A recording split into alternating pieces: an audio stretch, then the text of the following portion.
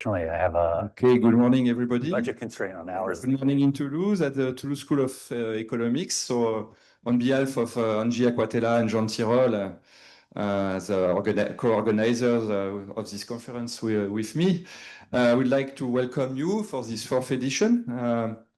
I think your presence today reflects the vitality and growing importance of our work in addressing key questions and challenges in health economics.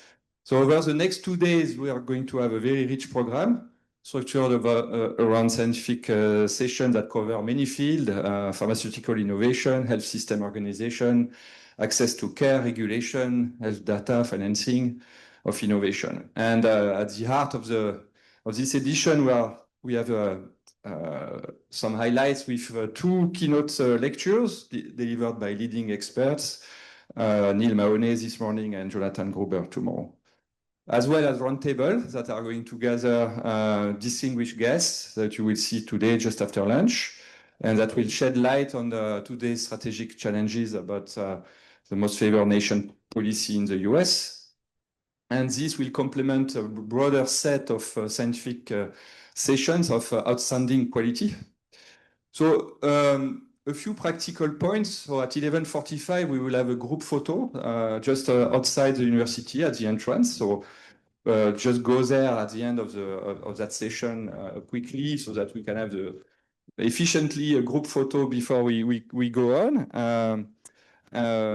And tonight, for all those that are invited, we have this cocktail dinner at the Musée des Abattoirs at 7 p.m. And this is walking distance.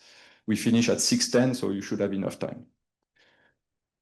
I would like also to thank the CEPR with sponsoring a selection of young researchers for attending this and presenting at this conference. And I also would like to thank the funding of the European Research Council and the partners of the TSE Health Center. So the partners of TSE Health Center are Biomérieux, Clinique Pasteur, GERS Data, LEM, IUCT Oncopole, as well as the BPI France through the framework project of ARPEGE. And I also would like to thank very warmly our assistants, Valérie Novaksik and Marie-Hélène Dufour, who has done an amazing job in preparing this conference. Finally, do not hesitate to learn about our activities at the Health Center, visiting the website. We have a lot of things, including, of course, scientific publication, but also a lot of policy-focused papers. And I would like to mention that next year we'll have the fifth conference, which will be on the 16th, 17th of June of 27, and hope many of you will come back. So now, thanks a lot for your engagement, your high-quality discussions, and I wish you a successful conference, and we'll give the mic to Jean Tirole, who's going to share the first session.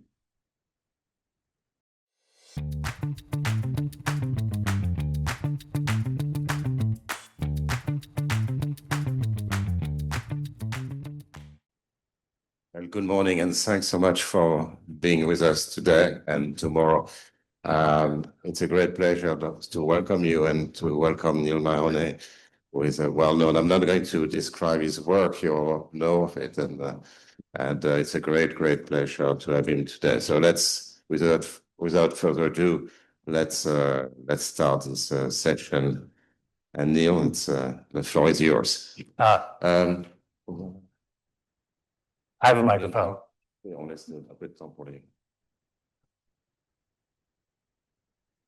If you can leave a few minutes for discussions. Yep. And let's see, I don't need both of these. Thank you, Jean. Thank you, Pierre. It is a delight to be here. So I'm going to, as is the norm, present a paper in broader context, and seeing some good friends here as well. So extra delight. So this is joint with Josh Gottlieb, Kevin Rins, Victoria. Josh has been studying healthcare labor markets for a long time. And when he originally came to me, I said, no, the point of the healthcare sector is not to create jobs. we should study health outcomes, and to the extent employment is an input, then we can study it. But let's not focus on studying jobs. But over time, he convinced me two things. One, that healthcare employment in the US was so large that if you want to understand the US labor market, you need to understand healthcare employment.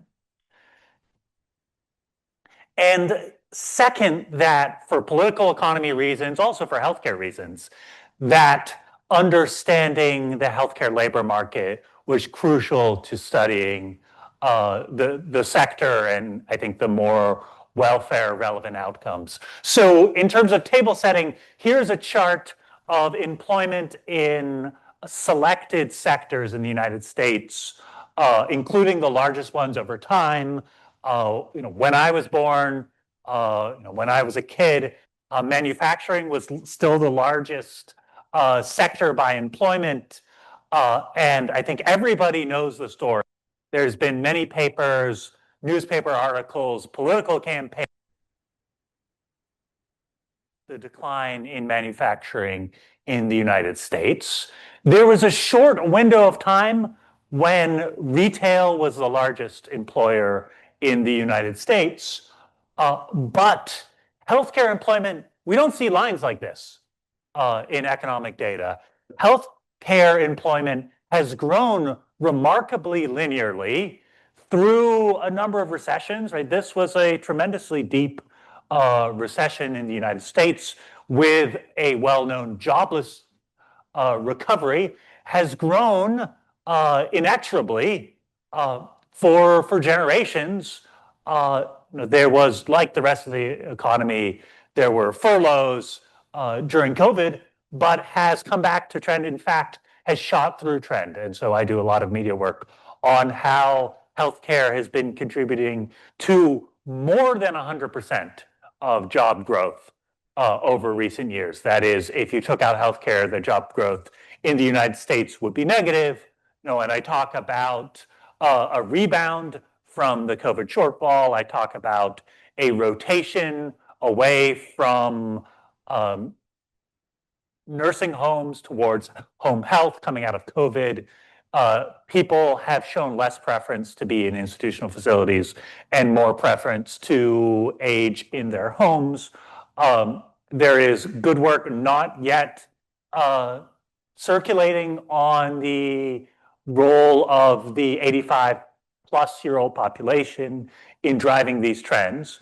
But this is just all to say that healthcare employment is hugely important in the United States, but our view had received relatively less attention, and so we wanted to contribute to a literature that sought to understand it. And I think a through line through this presentation will be asking the question of, is healthcare different? And maybe a little bit on why, but mostly just on facts. So the main storylines for the US labor market are well known: manufacturing decline, automation, a polarizing wage distribution associated with the work of Otter and others. Healthcare could be different for lots of reasons. It's been growing quickly, it's heavily regulated, it's geographically dispersed in ways that we can talk about more because of the funding mechanisms. So this is a sort of who, what, where, when, why type paper. What types of jobs are emerging, who gets them, how do they pay, and where are they created? And so hopefully I will light your interest in these topics as we go. Pierre, do I take questions as they come at the end? I'm happy to take. I start feeling a little awkward when there are no questions after a few minutes. It's probably because I spent too much time in the University of Chicago. So give you an overview, talk a little bit about who. I'm going to talk about the rise. I will unpack these terms, but I'll tell you about the rise of an occupation called mid-levels or advanced practice professionals, and then tell you a little bit about where. All of what I'm going to show you, I think, is supported by these data sets. The main data source, Kevin was and Victoria still is an employee of the census, so we're using restricted access census ACS data, and that gives us access to non-top coded, wages, which is important for physicians, and more geographic granularity. Yes?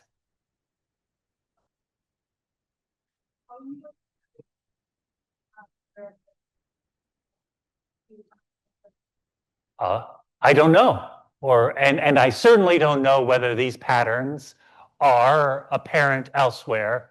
I think that's probably 70% my ignorance, but might be because we are still developing our understanding of healthcare labor markets. So these data, we have a bunch of other ancillary data sets that are, I think, fairly common. We're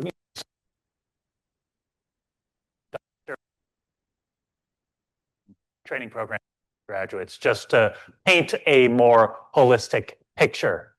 Healthcare jobs, we spend a bunch of time thinking about what is the best way to categorize the data, and we landed on occupations because we think it's natural and it's informative.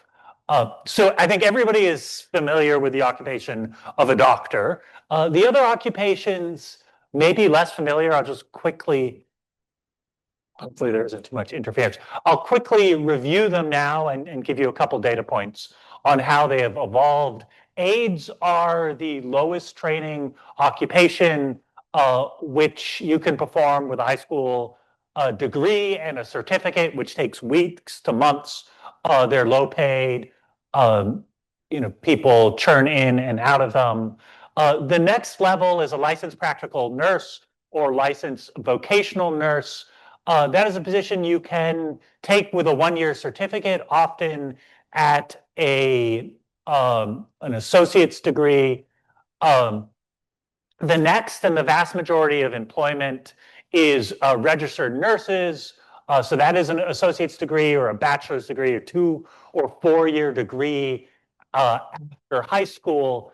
That role has evolved tremendously over time. Right? At a point in time, nurses were providing bedside comfort, maybe checking in on you and providing medications. Today, a nurse, if you think about an ICU nurse, is using advanced equipment in a high-stakes setting, involved at the cutting edge of patient care. And accordingly, the skills requirement nurses increasingly have a 4-year degree, and a nursing degree is a stepping stone to even more advanced mid-level occupations. So what are these mid-level or advanced practice professional occupation?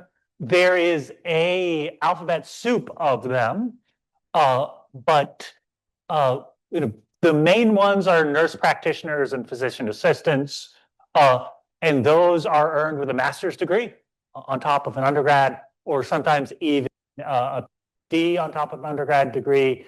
And then there are CRNAs and certified nurse midwives, which are also earned with an advanced degree. So these are positions that take 6 to 8 years in training after high school. So 4 years of an undergrad degree, maybe 2 years of a master's, or 4 years of a PhD.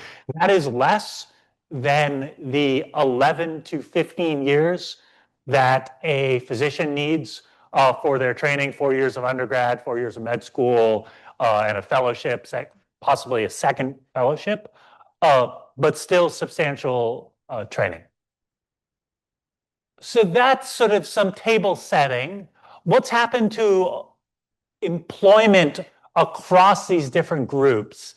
I'm going to show you a bunch of charts like this, which are designed to convey a lot of information. The x-axis is employment on a log base 2 scale. Here I have annual growth and these lines show the starting value and the ending value. And so the length of them is a proportional growth given the scale. So you already know about growth in healthcare relative to the rest of the economy. It's been growing at about twice the rate as the rest of the economy. The fastest growth, mid-levels, they were so small of a category that they weren't even included as a category in the data before 2010, or not all the categories were included. Over the time period we have visibility, they've been growing at almost 7% per year. So the fastest of them all, with about 2% growth for the other clinical occupations. What about earnings?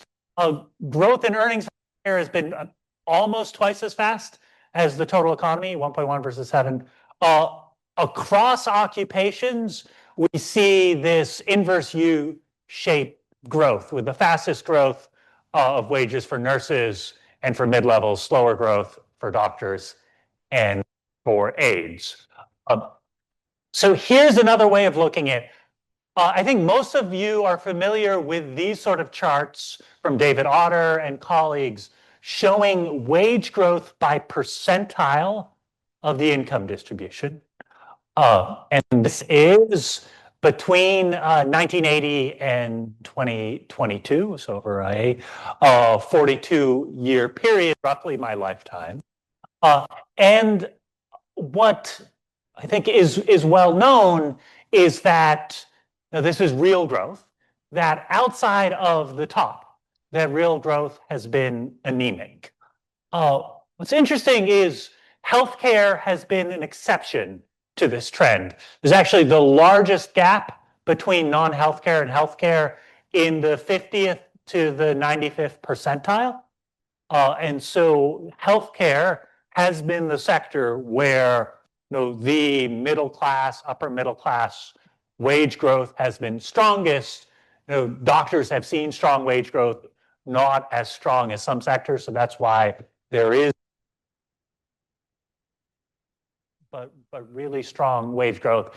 And what are the occupations in which this is occurring? Well, if you look at the 5th to the 90th percentiles of the wage distribution, this is nurses.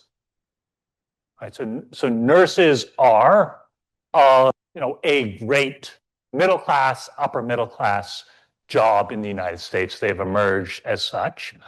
And that conflicts with some of this sort of nostalgia view of the manufacturing male breadwinner in the United States. But these are the facts, like them or not. I see a hand. Yes.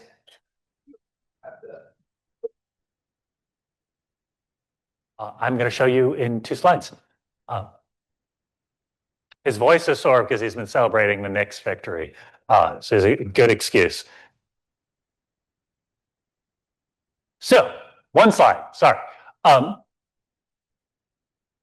So healthcare across this 42-year time period has stayed at 80% female, unlike the total economy, which has gone from a little bit over under 50 to a little bit over 50% of female. But what's happened in healthcare is we've seen this, I don't know if you want to call it massive, but material convergence in female shares across occupations.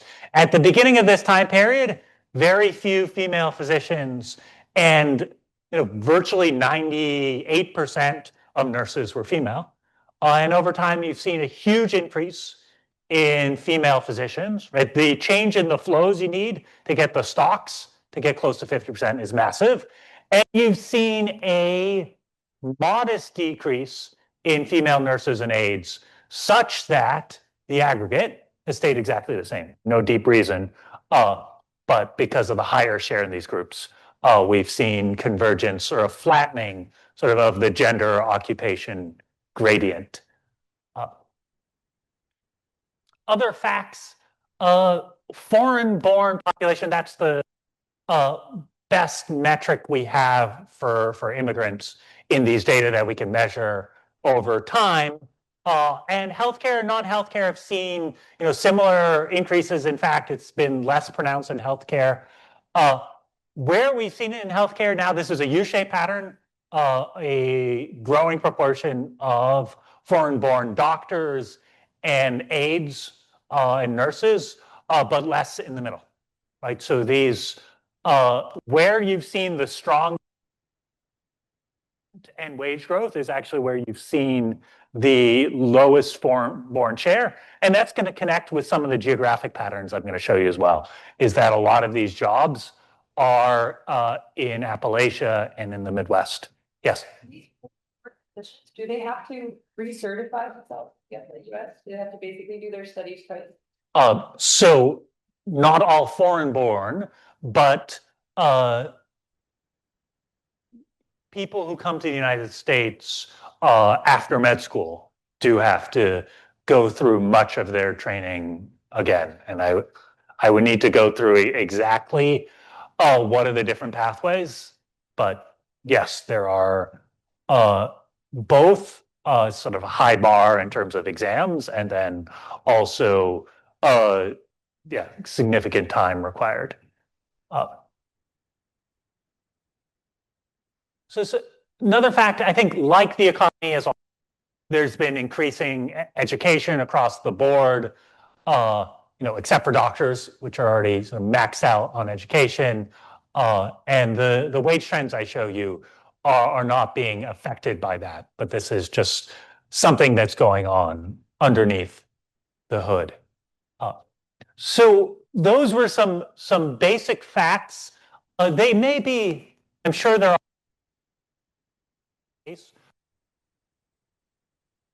together sort of holistically. What I want to spend some time on is the rise of mid-levels, and something that undergirds all of this is, the United States, I think like many countries, has a variety of binding caps on the production training of doctors. We have restrictions on the slots in medical schools, slots in residency programs, and various ones are different binding constraints over time. But given that, this is a sort of long-standing concern, then the market evolves.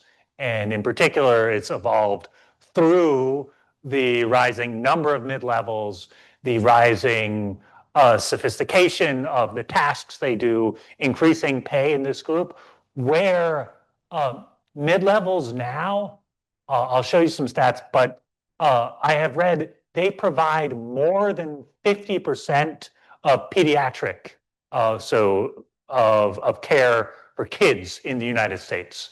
And if you're not someone like me, who's like paying attention and reading the initials on someone's badge when they see your kids at the doctors, you may not even know. But they're 50% of the people to understand the sector without understanding this. I want to dig in a little bit more. So here's lots of ways of thinking about. Economists don't like to think about supply not keeping up with demand. It's a weird concept for us, but all non-economists think about the world that way. And so I am going to use that language here, where the number of physicians, so these are normalized to 0 in the base year 2005, has grown only slightly since this time period. Healthcare use is driven by people over 65 and people over 85. And that population has almost 2x'd over that time period. Number of doctors has increased. Doctors per capita has only increased 20%. And so there's just increasing demand, which cannot be fulfilled by physicians unless they were working much longer days or having much shorter appointments. What you've seen at the same time, and I have previewed this as well, is let's see, the red line is the flow rate of new doctors, and the blue and the gray line are the flow rates of nurse practitioners and physician assistants who have not perfect, but have large overlap in the tasks they can provide. Under Medicare, they bill 80 cents on the dollar of doctors. And you can see the combined flows of the blue and the gray line are now significantly higher than the red line. Yes? But I guess the other side of the coin is that there's been a supply response in the educational sector in trading all these other, this is still education-based occupations. Yeah, so a supply response, and we spent a lot of time figuring out whether there was, I guess we were looking for an instrument for supply, but increases in these programs, increases in enrollment programs over time, and just everything was increasing so fast everywhere, sort of all at once, that we didn't have an instrument. But the underlying these charts are huge increases in the supply of education. Yes. Yes, I think we have a similar trend in France for several things, but so if there is a parallel that can be done, we see also a higher turnover rate, because the more you get into education, the less it is about the calling at times, if you want to be like simplistic in the approach from nurses. So do you see also a higher turnover rate for those new registered nurses or mid-levels type of people? I don't know. It's a great question. I think we've been looking at sort of cross sections over time rather than following people and looking hazards sort of out of the profession. But I will make a mental note, because I think doctor burnout has been an issue that has received a lot of attention and understand. It's well known that there's a lot of churn among aides in the US, that is a stressful, low-paid occupation, and people are turning in and out. But I haven't looked at it across different occupations. It's an interesting question. I'm mentioning that because in France, we used to say that the average time for a nurse in a career is about, like, before it used to be 10 to 15 years. Now it's roughly more 6 years.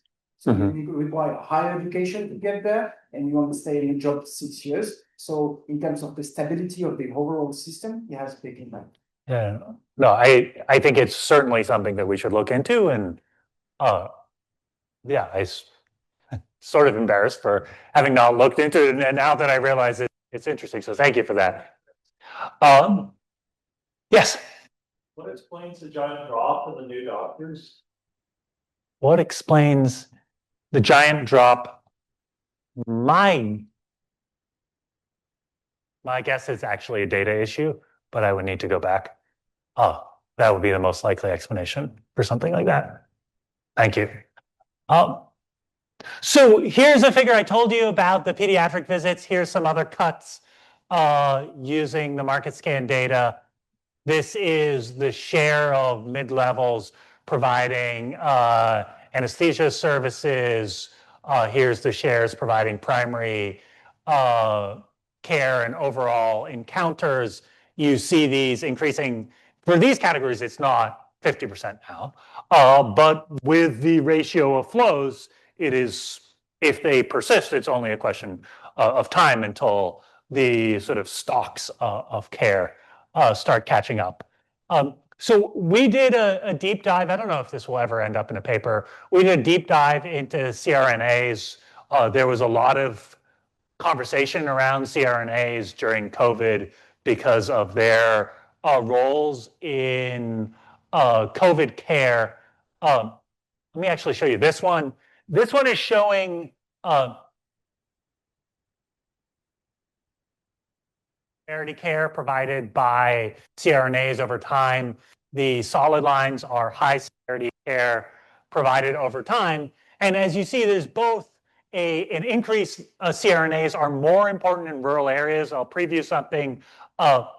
Doctors like to live on the coasts in the United States. And so there tends to be a larger portion of supply in rural from mid-levels. So they're providing an increasing fraction of care. They're working up the severity distribution.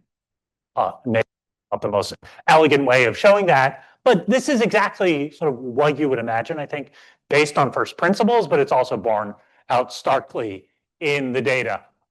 So I guess here's what I was previewing. Physicians per 100,000 residents. You see a lot of doctors like to stay where they were trained. You know, in the Boston, New York, Boswash corridor, Ecole corridor area on the coast. There's more of them in Hawaii, understandably, fewer of them in Alaska.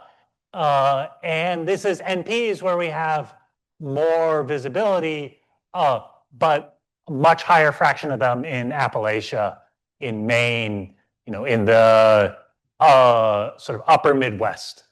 Right? So again, not the market is working like this. So one factor that we dug into for a variety of reasons. We thought it was an interesting policy lever. We thought it was an interesting form of variation, which could teach us about the substitution patterns. And I had a student who did a lot of the spade work here, was to understand scope of practice laws. So there's a set of laws at the state level which determines the scope, the set of activities that mid-levels can do. And in particular, sort of it provides an upper constraint on how much supervision, how advanced the types of care they can provide. And over time, in particular, in places with less physician supply, so not in Massachusetts, but in Maine, in the upper Midwest, in Appalachia, you've seen a broadening of the scope of practice. And so we wanted to see how much of the trends is driven by these policy changes. And so what you do when you have state variation over time, you run sort of year state diff and diff regressions with some measure of the regulations on the right-hand side and some measure of the number of mid-levels on the left-hand side. So that is what we did. Lots of people have done this in various ways. But without even showing you the regression first, here are the trends for places that were never treated, always treated, and had changes in scope of practice over a time period. This illustrates what's happening here is the share of mid-levels is increasing rapidly everywhere. And so there's some diff and diff effects if you squint. And people use different research designs and different controls, and you can show impacts of these laws, but it's in the context of this, right? Where everybody is vastly, rapidly increasing mid-levels. And so I think it's just second, third order, right? And so we do the calculation, with our estimates in treated states, scope of practice explain 5% of the growth. And because treated states are only a small fraction of states, overall, they're a tiny fraction of the growth. So it is real. I do policy work. We talk about, providing federal incentives for states to expand their scope of practice. I don't see this as a huge binding constraint. Yeah. The quality of care provided by mid-levels versus others? I'm not in this project. There's research out there which finds conflicting effects, and there's probably file drawer consequences for all the null effect papers in that space. I don't think we. So one result by, I guess, my former colleague David Chen is mid-levels order more tests. Whether that's because they feel less confident about their abilities because they feel like they have to prove it in a workplace where they get less respect, but they order more tests. Tests are more expensive, so that generates higher costs for similar outcomes. There's other research which shows basically no difference. I don't think there's one answer, right? There's operating lots of environments. John, you may know more than I do. Okay. Explain all this. I would think they move to a world where these levels could be more productive. I haven't seen any research. It's, I think, a very plausible theory. Yeah, thinking about the just production function with telehealth with different occupations is a good area for research sort of combines personnel economics, and I like it for the grad students here. Can you say a little bit more about it? I'm sure you're going to talk No. about AI at some point, but the question is, what are your forecast on what's going to happen in the labor market? You know, the kind of guy Yeah, that's what I was thinking about, Isaiah. But you know, it's mostly theoretical, and the question is, what's going to happen in this particular market? It's huge, and from physicians to mid-level people. I thought I could leave Silicon Valley and escape the conversations about AI, but evidently it's not true. So I have one bonus slide at the end that speaks to this, and so maybe I'll try and wrap up, so we can just then we can have a conversation. I think that will ground that conversation in one fact that I saw. Supposed to keep time.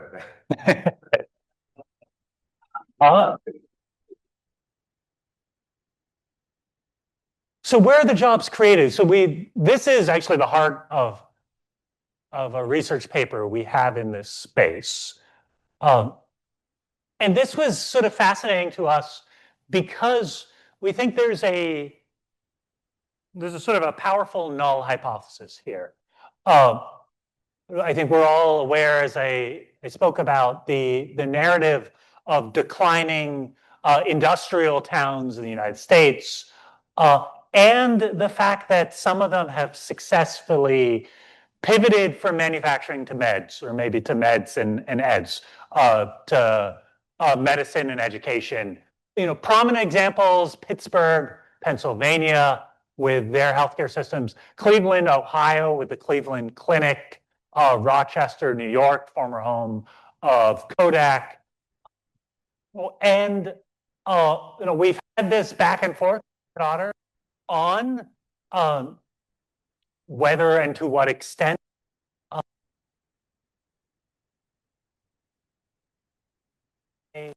gains in education and healthcare, and I can sort of, I think we've together jointly figured out, sort of come to the same view on what's going on, but I can speak to this. But the question we asked is, have places hit hardest by manufacturing decline seen a disproportionate growth in healthcare jobs? And why could that be the case? Well, one, there's these salient examples, right? And mayors and planning commissions saying we need to invest in technology of the future. We as economists know it's hard to do. The second is funding and demographics. When manufacturing jobs decline, often sort of young people leave. There's a story that young people leave those communities, and who's left? Older people who consume a lot of healthcare, which is funded by the federal government. So you can easily imagine a situation where there's been an increase in services demand towards healthcare, and the reduction in the local economy has not carried over to healthcare because the funding there comes from the federal government. So that's a story where these are then the driver of local economies. So have the places that have been hit hardest by manufacturing decline seen disproportionate growth in healthcare jobs? And I think, like many things, the answer depends upon your benchmark. And so we can quibble about benchmarks, but we thought the reasonable benchmark here was, has healthcare grown faster as a share of its level, of its national level, in those places than in other places, right? Has it grown disproportionately quickly? So we think we also did the China shock, but again, I guess we weren't playing the identification in our paper, so we wanted to use sort of all of the variation in the data. We think that allows us to speak, to the broadest descriptive fact. So this is a chart Actually, manufacturing share of and the change in manufacturing employment between 1980 and 2022. And what you see, this is a slope of almost 2/3. Basically, every place lost roughly pretty close to 2/3 of their manufacturing jobs. And that if you were at 30%, you lost 20%. If you were at 10%, you lost, if you were in a baseline manufacturing share of 20%, you lost 10%, 12%, right? That sort of proportional everywhere, about 2/3. So let's look at those places as a function of their baseline share and see what their growth is in healthcare employment. And here, which is of every 100 manufacturing jobs, 11 jobs are gained in healthcare. Now, is that big or small? Today, healthcare is 10.8% of employment. So what does it tell us? It tells us that healthcare is growing sort of in these places is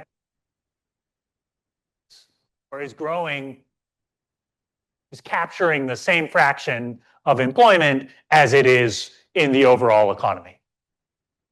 So our view is it's not growing disproportionately large. It's growing at the rate you might expect. Here's another version of this. It's capturing jobs, but it's not disproportionately offsetting manufacturing jobs more than retail, more than financial services, more than anything else. Yes. For jobs, right?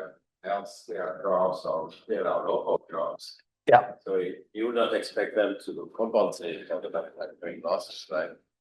Manufacturing is exported to other regions. So I think that's where we ended up. And the reason why we thought the alternative hypothesis was credible was, one, the specific examples of Pittsburgh and Cleveland that were heralded in the press of cities reinventing themselves around industries of the future. And those are outliers, right? And you might have known that all along. It took us doing the analysis to figure that out. The second was this shift in demographics where you see a more elderly population where that money for healthcare is coming in externally. So you can easily tell a story where the young people leave, the old people have federal money to buy healthcare. And so the remaining cities are old people and the young people provide them healthcare services. And there are certainly examples of that. A city here, a city there, but comprehensively, that doesn't seem to be the story. So yes, maybe ex post obvious, but we felt like there was not a straw man, but a steel man argument that it could have gone in the other direction. So some other trends, well, I think we'll have time to talk about AI or whatever you want to. Despite the sort of at baseline aggregate trends, you see very different patterns across different demographic groups in ways which conform probably with stereotypes that so this is the increase in healthcare employment over the decline in manufacturing. And healthcare, for males, you think about white and black males working in manufacturing. Those groups are not seeing large increases in healthcare employment. There are very few manufacturing workers that are retraining, male manufacturing workers that are retraining as nurses. Again, right, that's consistent with everything we've seen on the non-economic outcomes for these groups, from deaths of despair to divorce to other non-economic outcomes here. Where you have seen where there was relatively less manufacturing employment and very strong healthcare employment is women, Black and white women.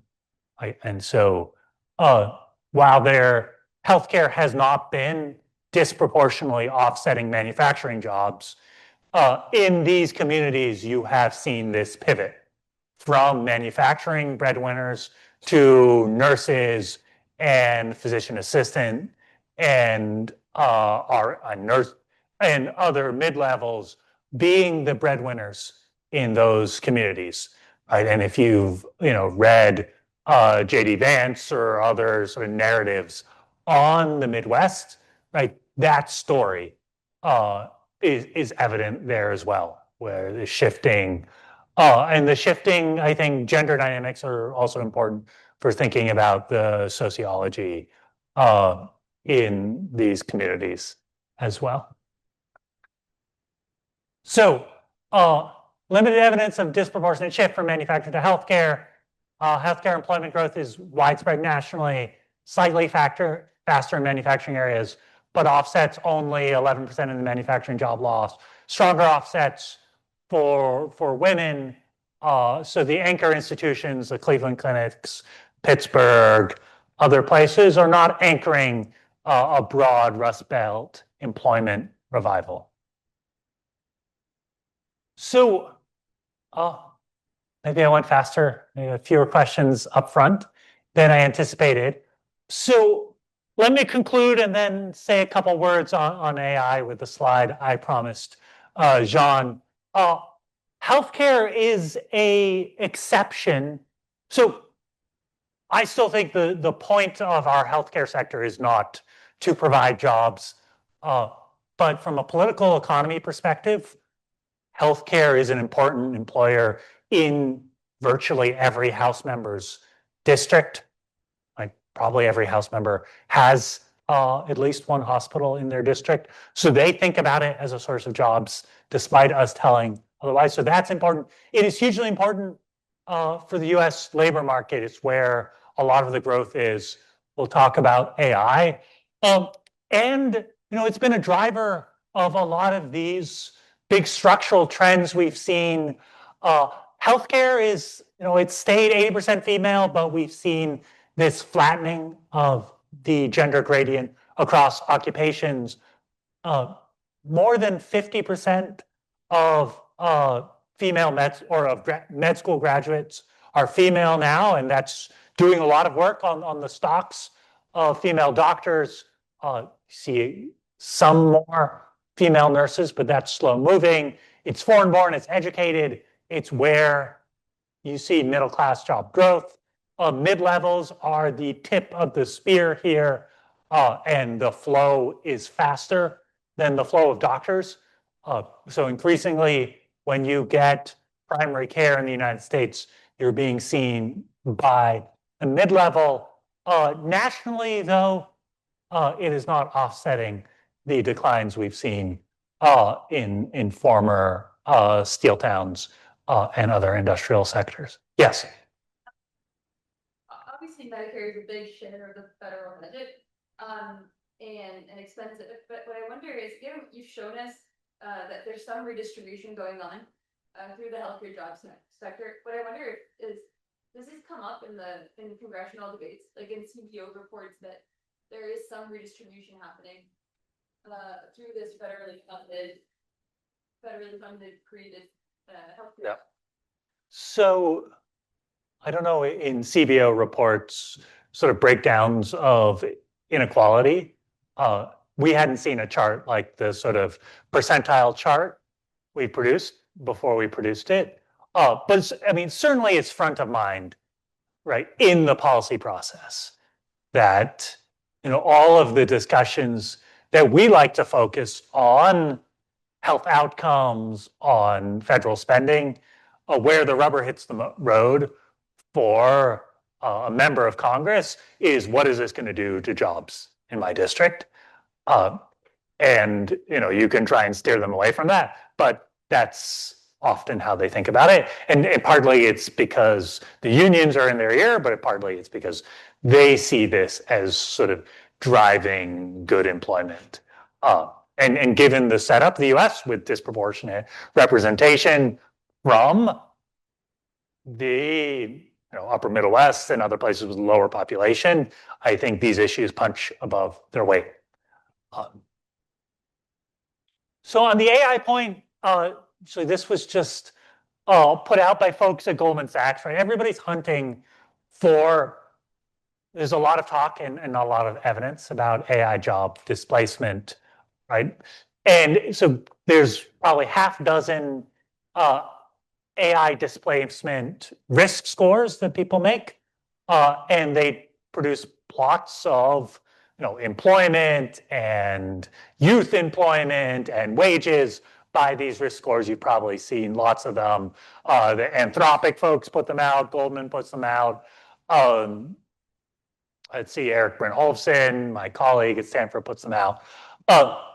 This is one of the first that actually shows a slope.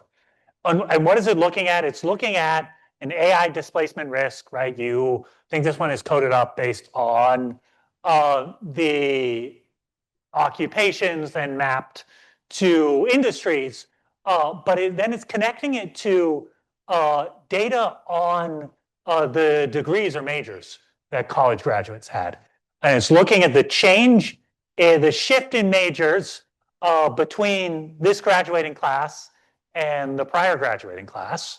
And it is showing, we're seeing this at Stanford, which is CS was the fastest growing major, eating our lunch in economics in terms of enrollment until the last couple of years, when we've seen actually economics and other fields seeing probably not higher majors, but we're seeing larger enrollments, right? Due to the concern that you've seen this in Eric's Canaries in the Coal Mine paper. We can quibble about how much of that is retrenching. So he's shown graphs of declines in hiring of like 25 to 29-year-old CS grads. Some of it is probably AI, some of it is higher interest rates, some of it is retrenching at the tech firms after their hiring, so post-COVID hiring boom. But you see lowering enrollments in these, and where you're seeing people increasing enrollments, you're seeing them in healthcare. So nothing causal here. But certainly, I think a narrative emerging, right, and students voting with their feet, that nursing and other healthcare jobs are likely to be a safe harbor from AI. Right? There's a remarkable story. Let's see, Institute for Progress, I think, has a really nice write-up of it about the resilience of radiology jobs. Basically, there were two bold claims 10 years ago on technology. One, it was going to put all truck drivers out of business. And the second, it was going to put out all radiologists out of business, right? We were able to read scans with computers as well as with a person 10 years ago. And we haven't put truck drivers out of business. And we haven't put radiologists out of business yet. And interesting to understand why, but there's still concern. And so people are flowing into what Alex Emas calls, I think, the relational professions. And maybe that's not so bad. Maybe we weren't designed to sit behind a computer. We were designed to interact with other humans. And these are jobs where interacting with other humans is crucial and perhaps rewarding. So maybe it's not a bad thing, but is obviously disruptive. So I will finish there. Welcome questions now during the break. Thank you so much for inviting me. It's a real pleasure.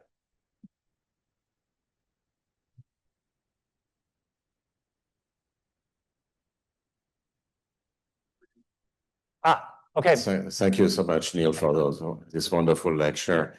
I'm sure, I mean, we have had a lot of questions, but we still have time for a couple of them. Pierre? Spoke a lot about mid-level clubs, not so much about physicians. But wondering how much of the physicians' activity have changed, if you know, over the last 40 years, as you show the rise of mid-level, but much less of physicians, and whether they have become more research-oriented or not. And that could explain partially the location choice of physicians, like in the Boston area, etc. And I've never studied that, so I don't know if you have an answer. So most of what I know here is through research by Josh, my co-author, Maria. So apologies if I don't get it exactly correct. Among physicians, we've seen this huge shift towards the specialties. Moving upmarket, maybe more upmarket than the planner would want. For institutional reasons, the specialties are paid much better due to something called the RUC, sort of the reimbursement, much better than general practitioners. So we've seen that. There is a strong correlation in terms of where physicians work. And so research may be part of it. The strongest predictor is that area, so either a PUMA or a commuting zones, a share of college graduates. And so what could be going on there? It could be amenities, that doctors who train at Harvard or at Stanford want to stay sort of in the coast. They may have partners who work in those superstar cities. Could be they want to, some of them are at research universities, but that can't explain all of it. When they do move to places like North Dakota, they are paid a fortune. And so there is a compensating differential for them to be outside of sort of the research hubs and the coasts. North Dakota has the highest paid doctors in the country, it being like the, one of three, cardiac thoracic surgeons. And that Helena might be in South Dakota, and Pierre, North Dakota, is very well remunerated. Thank you for your talk. I'm Susan Mendes, University of Melbourne. And just following up on this question, one of the things that we observe is that, especially for physicians, there has been a massive growth in specialists. So not what we call general practitioner or family doctor. And this has been going on for the past 10, 20 years. So these are doctors that are the top 10 earners across Australia are always going to be specialists. And I think it's very similar to the US. And I just wanted to hear your thoughts on that, which you have just partially done. And moving forward on that, the fact that, well, it takes 16 years to train a doctor and plan healthcare workforce. But so this movement towards, how do you think of reconciling the movement towards more individualized medicine with the development of maybe what we see in the community as increasing chronic disease and multimorbidity that is treated in silos by different specialists? So this very niche and very strong specialization of the workforce, while trying to combine those two things. They're great questions. I don't have great answers.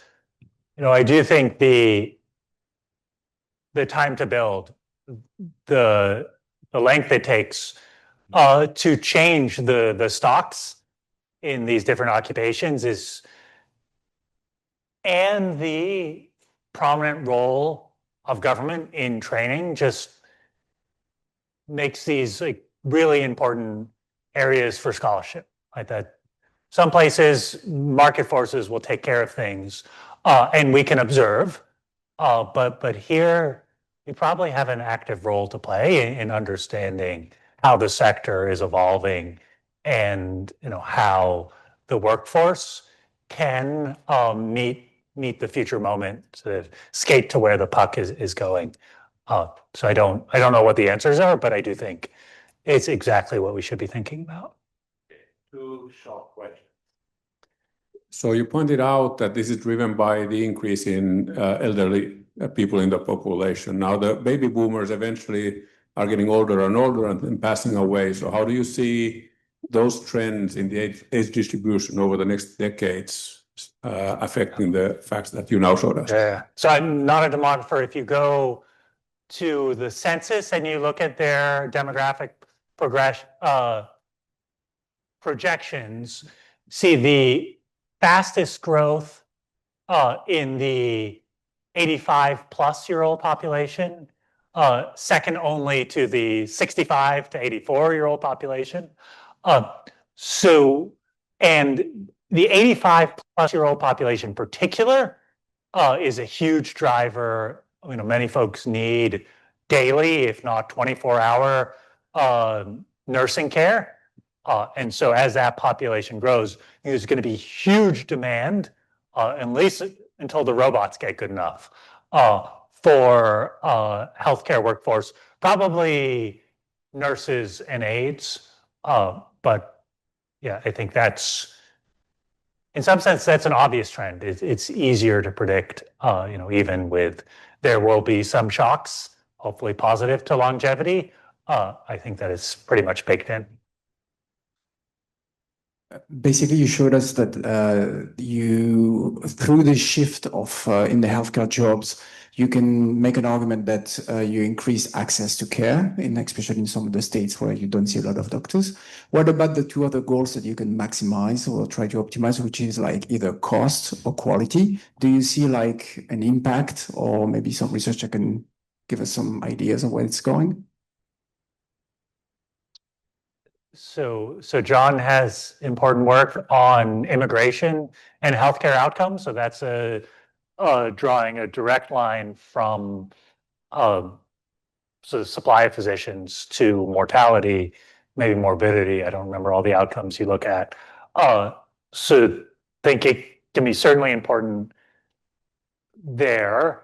The paper that I was hoping to present and then getting data out of the census takes longer than expected was on looking at something called Baumol's cost disease in healthcare, and how much of the driving wages and expenditure is driven by sort of productivity growth elsewhere, which then has the unintended but real consequence of increasing spending in the healthcare labor market. I think the preview there is, right, those forces are alive and well. They're most important in the lower skilled occupations, which are relatively less of the wage bill, and least important for doctors, as you can imagine, because once you've sunk your human capital into being a doctor, increases in wages in Wall Street might make you envious, but are not going to make you switch your profession. And so, right, those forces are there. They're not huge drivers of what we see in the US, but are important. But look, once I started thinking about these issues, I think there's a lot of fertile ground for more research. And so hope to be back to you with more answers and more questions as we move forward. Okay, well, thanks a lot, Neale. Thanks again. Thank you.